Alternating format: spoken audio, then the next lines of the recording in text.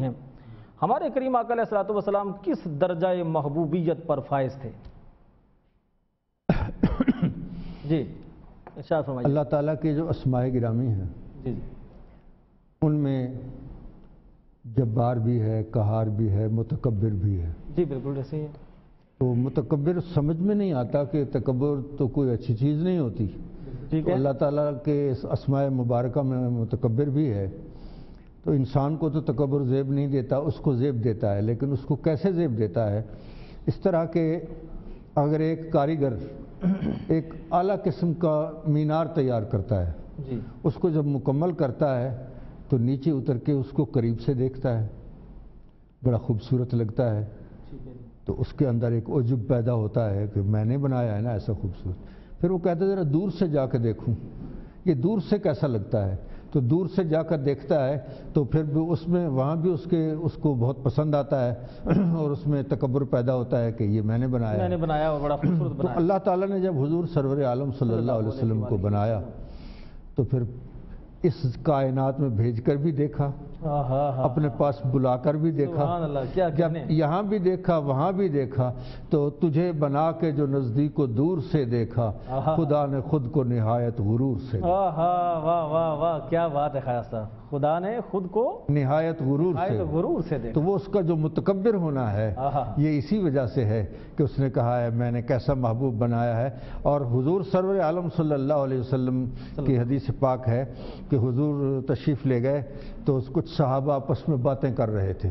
ایک یہ کہہ رہے تھے کہ آدم علیہ السلام صفی اللہ ہیں، نوح علیہ السلام نجی اللہ ہیں، موسیٰ علیہ السلام کلیم اللہ ہیں، عیسیٰ علیہ السلام روح اللہ ہیں، ابراہیم علیہ السلام خلیل اللہ ہیں، ہمارے حضور کا کیا لقب ہے؟ حضور سنتے ہوئے تشریف لائے، فرمایا میں نے تمہاری باتیں سنی ہیں، تم یہ کہہ رہے تھے کہ فلاں نبی کا یہ لقب ہے، فلاں نبی کا یہ لقب ہے، فرمایا الا وانا حبیب اللہ ولا فخر، فرمایا خبردار میں اللہ کا حبیب ہوں اور مجھے فخر نہیں ہے۔ اس کو فخر ہے کہ میں نے یہ شاہکار بنایا، یہ شاہکار بنایا ہے۔ حضور نے فرمایا میں اس کا حبیب ہوں مگر مجھے کوئی فخر نہیں ہے۔ تو جو حبیب ہوتا ہے، کلیم بھی ہیں، خلیل بھی ہیں، حبیب بھی ہیں، ان میں فرق کیا ہے؟ خلیل وہ ہوتا ہے جس کا ہر کام، خلیل وہ ہوتا ہے جس کا ہر کام اللہ کی مرضی کے مطابق ہو۔ سبحان اللہ۔ حضرت مولا علی قاری رحمۃ اللہ علیہ فرماتے ہیں الخلیل الذی یکون فعلہ برضاء اللہ تعالی، خلیل وہ ہوتا ہے جس کا ہر کام خدا کی مرضی کے مطابق ہو، اور حبیب وہ ہوتا ہے کہ اللہ کا ہر کام اس کی مرضی کے مطابق ہو۔ اب آپ دیکھیں قبلہ کعبہ شریف جو تبدیل ہوا ہے، تحویل قبلہ جو ہوئی ہے یہ حضور کی مرضی کی وجہ سے ہوئی ہے، حضور کی مرضی کی وجہ سے۔ سبحان اللہ۔ اچھا، لا اقسم بہذا البلد، جی یہ بھی حضور کا درجہ محبوبیت ہے۔ میرے جد امجد حضرت خواجہ محمد یار فریدی علیہ رحمت فرماتے ہیں کہ دل برد سارے ملک دا ہک ہک ذرا لگ دے مٹھا۔ اللہ کو اپنے محبوب سے جو محبت تھی تو ہر وہ چیز جس کی نسبت حضور سے ہے اس کی اللہ تعالیٰ نے قسم اٹھائی، فرمایا لا اقسم بہذا البلد وانت حل بہذا البلد، فرمایا محبوب مجھے اس شہر کی قسم ہے۔ سبحان اللہ سبحان اللہ، کیا کہنے ماشاءاللہ، واہ واہ واہ واہ۔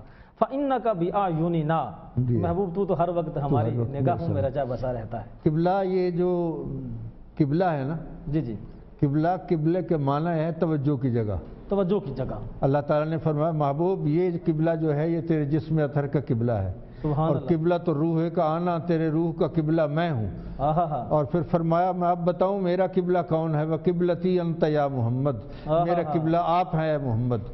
کیوں؟ اس لیے کہ قبلہ کا معنی یہ ہے توجہ کی جگہ، تو اللہ تعالیٰ کی توجہ ہر وقت اپنے محبوب پہ ہوتی ہے، اس لیے فرمایا کہ وَقِبْلَتِي أَنْتَ يَا محمد، اے محبوب میرا قبلہ آپ ہیں۔ کیوں؟ اس لیے کہ قبلہ کہتے ہیں توجہ کی جگہ کو، میری تو توجہ ہر وقت محبوب کے چہرے پہ، انور پہ ہے، وہ کہیں بیٹھے ہوئے درخت کے نیچے تو اس درخت کا ذکر بھی قرآن پاک میں آ رہا ہے، تو وہ اور بازار میں جا رہے ہیں تو آیت نازل ہو رہی ہے۔ فرق یہ ہے کلیم اور محبوب میں، وہ کلام حق کا سننے گئے طور پر، ان کے گھر خود خدا کا کلام آ گیا، وہ طور پہ جاتے تھے کلام سننے کے لیے، اور حضور کے ہاں جہاں حضور جا رہے ہیں وہیں پیچھے پیچھے کلام آ رہا ہے۔ اور حضور جہاں چلتے تھے، جہاں رہتے تھے، جہاں بیٹھتے تھے، جس شہر میں رہتے تھے، خدا اس شہر کی بھی قسمیں اٹھاتا ہے. یہ بھی تو ایک درجہ محبوبیت ہی ہے خواجہ صاحب کہ اللہ تعالیٰ نے لا اقسم ہر وہ چیز جس کی نسبت، یعنی حضور تو حضور کے جو غلام گھوڑے پر سوار ہیں میدان جنگ میں، اس گھوڑے کی ٹانگ ہے، اس ٹانگ کا ایک پاؤں ہے، اس پاؤں کا ایک سمب ہے، اس سمب سے اڑنے والی مٹی کی قسم اٹھائی. فرمایا والعادیات ضبحا فالموریات قدحا فالمغیرات صبحا فاثرن بہ نقعا. تو یہ قسم اٹھائی گئی، ہر وہ چیز جو حضور سے نسبت رکھتی ہے اس کی قسم اٹھائی. سبحان اللہ. وہ جس کا ثنا خواں دل فطرت کا تکلم، ہستی کے مناظر خم ابرو کے اشارے، آفاق ہیں دامن کی صباحت پہ تصدق، قدموں کے نشان ڈھونڈتے پھرتے ہیں ستارے. اگر آپ اجازت فرمائیں تو آپ کے کلام کے دو شعر دوبارہ نوید قاری صاحب سے سنیں تاکہ ذرا صرف دو شعر ہمیں سنائیے جی حاجی صاحب کے کلام کے. کوئی ہم پایا نہ ثانی تیرا کونین میں ہے، کوئی ہم پایا، کوئی ہم پایا نہ ثانی تیرا کونین میں ہے، تجھ سا بے سایہ نظر آیا نہ دارین میں ہے، تجھ سا بے سایہ نظر آیا نہ دارین میں ہے. عین ملتا جو رب سے تو عرب بنتا ہے، عین ملتا ہے جو رب سے تو عرب بنتا ہے. ایک حقیقت ہے جو پوشیدہ اسی عین میں ہے. آپ کا کلام آپ کے سامنے پڑھا جا رہا ہے تو یقیناً رونق اور جو ذوق ہے وہ دوبارہ ہو رہا ہے. اچھا حضرت صاحب، ایک تو یہ دنیا میں حضور علیہ الصلوۃ والسلام کا آپ نے درجہ محبوبیت ارشاد فرمایا، قیامت کا دن ہوگا، میدان محشر ہوگا، نفسہ نفسی کی کیفیت ہوگی. وہاں پہ جب ایک محبوب اپنے محبوب کے سامنے ہوگا یا ایک محب اپنے محبوب کے سامنے ہوگا اور محبوب محب کے سامنے، وہاں پہ حضور کا درجہ محبوبیت ذرا ارشاد فرمائیے گا.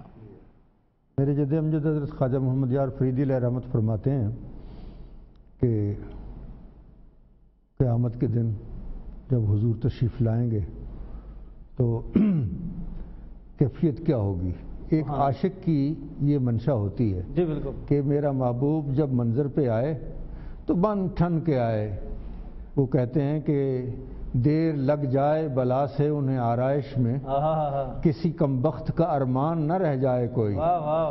تو حضرت حضور جب تشریف لائیں گے تو کیفیت یہ ہوگی کہ بپا نال عبودیت، عبودیت کا خصہ حضور کے قدموں میں ہوگا. سبحان اللہ. اور بسر تاج الوہیت، اور سر پہ الوہیت کا تاج ہوگا. خدا یکتا کی یکتائی کا نقشہ بن کے نکلیں گے. تو حضور سرور عالم صلی اللہ علیہ وسلم قیامت کے دن جب تشریف لائیں گے تو کمال آرائش زیبائش سے تشریف لائیں گے. بلکہ جب معراج شریف پہ تشریف لے گئے تو وہاں حوروں نے کہا الیہ یا رسول اللہ، الیہ یا رسول اللہ، حضور میری طرف توجہ فرمائیے. تو حضور نے کسی کی طرف توجہ نہیں فرمائی اور حضور اس ذات کی طرف ہی حضور کی توجہ رہی ہے. سبحان اللہ سبحان اللہ ماشاء اللہ. خان صاحب بہت خوبصورت انداز میں، اور یہ آج کا ہمارا جو موضوع تھا ناظرین کرام یہ اتنا دلچسپ ہے، اور پھر یہ موضوع خواجہ صاحب جب اس کو بیان کر رہے ہوں تو پھر ظاہر ہے اس کی طوالت جو ہے اس کا لحاظ رکھنا ذرا مشکل ہو جاتا ہے. بڑے دقیق نکات اور بڑی محبت برے انداز میں بڑے محبت کے ساتھ خواجہ صاحب نے حضور علیہ الصلوۃ والسلام کا درجہ محبوبیت. لیکن میں یہاں ناظرین کرام کو یہ ضرور بتانا چاہوں گا کہ ناظرین کرام کل بھی خواجہ غلام قطب الدین افریدی صاحب ہمارے ساتھ دوبارہ تشریف فرما ہوں گے اور ہم یہیں سے اپنی گفتگو کا تسلسل، اور یہ پہلی دفعہ ہوگا ہمارے پروگرام میں کہ ہم کسی موضوع کو، گفتگو کے تسلسل کو اس طریقے سے جاری رکھ سکیں گے۔ تو حاجی صاحب میں بھی یہ چاہتا ہوں کہ اس تسلسل کو کل کے ہم پہلا موضوع ختم کر کے دوبارہ اسی کو ہی کنٹینیو آگے کریں انشاءاللہ، تاکہ حضور علیہ الصلوۃ والسلام کے مقام محبوبیت اور مقام محبوبیت میں ہمیں سیکھنے کے لیے جو مقام ابدیت ہے، جو زیادہ حضور علیہ الصلوۃ والسلام کا ایک مقام اور مرتبہ ہے، اس کے اوپر بھی کل ہم اپنے ناظرین کرام کو آپ کے ان شعروں کے ماحول میں اور ذوق کے ماحول میں حضور علیہ الصلوۃ والسلام کی محبت کی باتیں سکھائیں گے۔ ناظرین کرام، یہاں پر ہمارے ساتھ ایک خوبصورت آواز روبینہ خان صاحبہ موجود ہیں، وہ ہمیں نعت رسول مقبول علیہ الصلوۃ والسلام سنائیں گی اور اس کے بعد آپ اپنے افطار کے معاملات میں مصروف ہوں گے۔ ہمیں دیجیے اجازت، اللہ حافظ جی۔ ان کی چوکھٹ پہ جبیں جس نے جھکائی ہوگی، اس کی قسمت پہ